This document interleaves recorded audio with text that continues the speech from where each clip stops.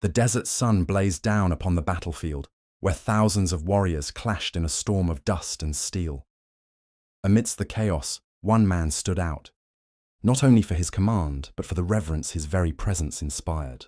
His soldiers saw him not merely as a general, but as a symbol of faith and unity. His enemies, though they fought him with ferocity, often spoke of him with awe and respect.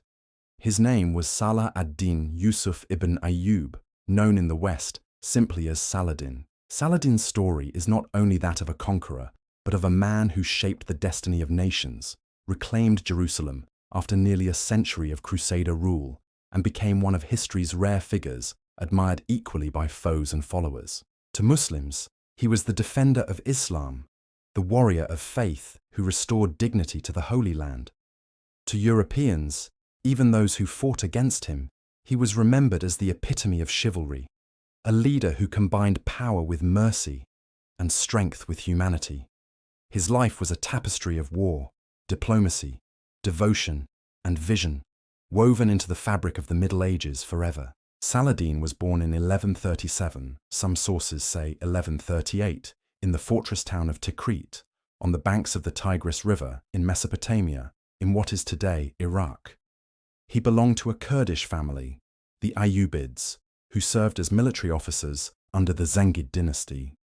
His father, Najm ad-Din Ayyub, and his uncle, Shirkuh, were men of ambition and military skill, and they would play crucial roles in shaping the destiny of their young kinsman. The night Saladin was born was marked by a fateful event. His father and uncle had fallen out of favor with the local governor and were forced to leave Tikrit on the very day of his birth. Some later chroniclers took this as a sign. This child was destined for a life of struggle, exile, and eventual greatness. Saladin grew up in the bustling city of Damascus, where his family found service under the powerful Zengid ruler, Nur ad-Din. In Damascus, young Saladin absorbed the vibrant culture of the Islamic world: theology, law, poetry, philosophy, and the art of governance. Though later remembered as a warrior, his first love was scholarship. He was quiet, reserved, and deeply religious, studying the Quran and law with as much passion as others trained in arms. Yet fate would draw him inexorably to the battlefield. In the mid-12th century, the Muslim world was fragmented. The Crusader states carved from the Levant stood as constant reminders of foreign domination, while rival Muslim dynasties vied for power. Nur ad-Din, the ruler of Aleppo and Damascus, was one of the few leaders determined to unite the Muslim world against the Crusaders. Saladin's uncle Shirkuh became one of Nur ad-Din's most trusted generals, and through him, Saladin entered the world of military service. Though initially reluctant, Saladin learned strategy, logistics, and command on campaigns in Egypt and Syria. He was not the fiercest warrior on the field, but his calm intellect, patience, and piety set him apart. He embodied a different kind of strength, the ability to inspire loyalty and command respect. In 1163, Nur ad-Din sent Shirkuh to Egypt, where the weakening Fatimid Caliphate was collapsing under internal strife and Crusader pressure. Saladin accompanied his uncle, serving in the shadows but gradually proving his worth. After years of intrigue and shifting alliances, Shirkuh seized control of Egypt in 1169, but died shortly afterward. To the surprise of many, Saladin, then only in his early 30s, was appointed vizier. At first, rivals underestimated him. He was quiet, scholarly, and seen as inexperienced. But Saladin quickly consolidated power. He strengthened the military, secured loyalty among Egyptian factions, and slowly transitioned Egypt from Shia Fatimid control to Sunni orthodoxy under the Abbasid Caliphate. In doing so, he laid the foundations of his own dynasty, the Ayyubid dynasty. Though technically a subordinate of Nur ad-Din, Saladin began building his own authority. When Nur ad-Din died in 1174, leaving behind a young heir, Saladin seized the opportunity. Within a few years, he marched into Syria, securing Damascus, Aleppo, and other key cities. Through diplomacy, strategic marriages, and calculated warfare, He united much of the Muslim Middle East under his banner. This was Saladin's greatest achievement before Jerusalem itself. Unity. For decades, Muslim rulers had been divided, often fighting each other as much as the Crusaders. Saladin changed that by rallying Muslims under the banner of jihad, not merely as a call to holy war, but as a vision of solidarity. He created a force capable of challenging the Crusader kingdoms. By the 1180s, Saladin's empire stretched from Egypt to Syria, and his power rivaled that of any Muslim ruler since the early caliphs. Meanwhile, the Crusader states, though weakened, remained entrenched in the Levant. Skirmishes and truces alternated with uneasy peace. But tensions boiled over in 1187, when the reckless Crusader lord, Reynald of Chatillon, attacked Muslim caravans despite truces. Saladin, enraged, vowed to destroy him. That summer, Saladin assembled a massive army. The Crusaders, led by King Guy of Jerusalem, marched out to face him near the Sea of Galilee. On July 4, 1187, at the Battle of Hattin, Saladin encircled the Crusader forces, cutting them off from water under the blazing sun. The Crusaders collapsed, their army annihilated. King Guy was captured, and Reynald of Chatillon was executed by Saladin himself for breaking truces and brutalizing Muslims. Hattin was a turning point in history. With the Crusader army destroyed, the path to Jerusalem lay open. In October 1187, Saladin entered Jerusalem. Nearly a century earlier, the First Crusade had taken the city in a storm of bloodshed, massacring its Muslim and Jewish inhabitants. Now, the tables were turned. But unlike the Crusaders of old, Saladin showed mercy.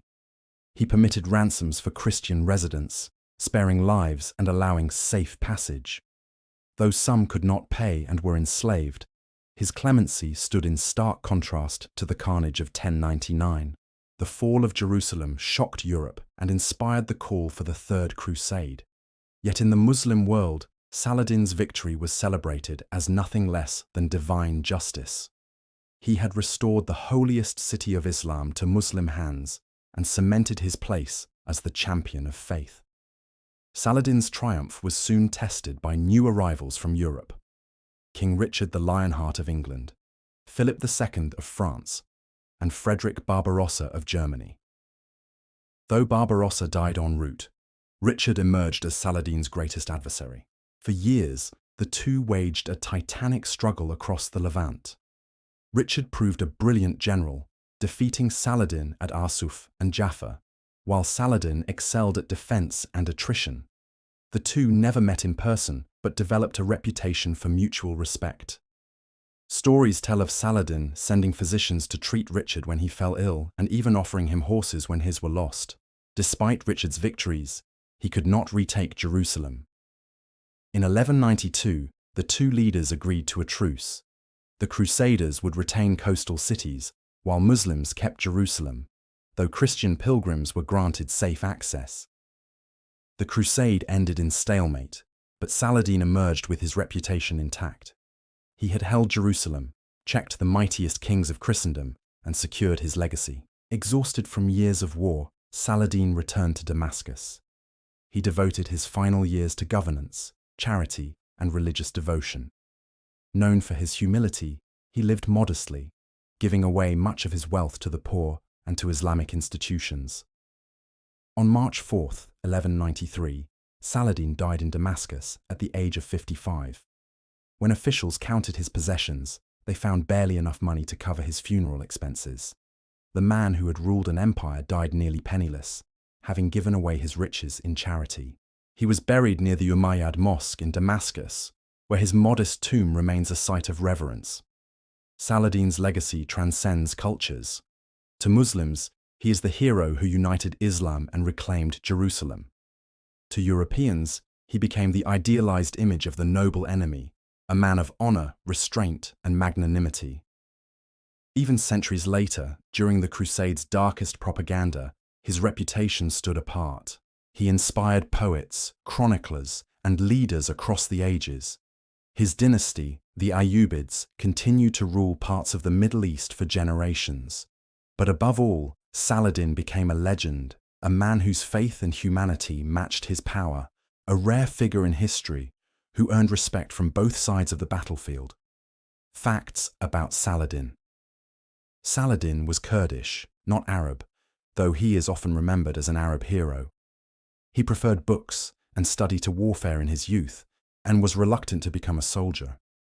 His real name was Salah ad-Din Yusuf ibn Ayyub, meaning righteousness of the faith.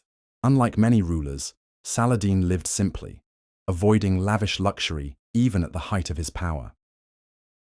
At his death, he left so little wealth that his treasury could not even pay for his shroud. Saladin admired scholars and often surrounded himself with poets, jurists, and theologians. His victory at Hattin is considered one of the most decisive battles of the Middle Ages.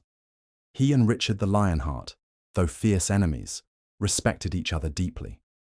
Saladin abolished the Shia Fatimid Caliphate in Egypt, restoring Sunni dominance. His chivalry and mercy were praised by Christian chroniclers, an extraordinary rarity in medieval warfare. Saladin's life was one of destiny fulfilled, a boy born in exile who rose to become the unifier of nations, a sultan who reclaimed Jerusalem and restored pride to his people. Yet what makes his story endure is not merely his victories, but his character. In an age of brutality, he chose mercy. In a world of division, he chose unity. And in the pursuit of power, he chose humility. His name still resounds as a symbol of leadership, honor, and justice. Saladin reminds us that true greatness lies not in the wealth we amass or the lands we conquer, but in the integrity of our actions and the values we uphold. He was more than a warrior. He was a legend who continues to inspire across faiths, nations, and centuries. The echo of his courage and compassion remains, calling us to remember that even in times of conflict, humanity can shine brightest.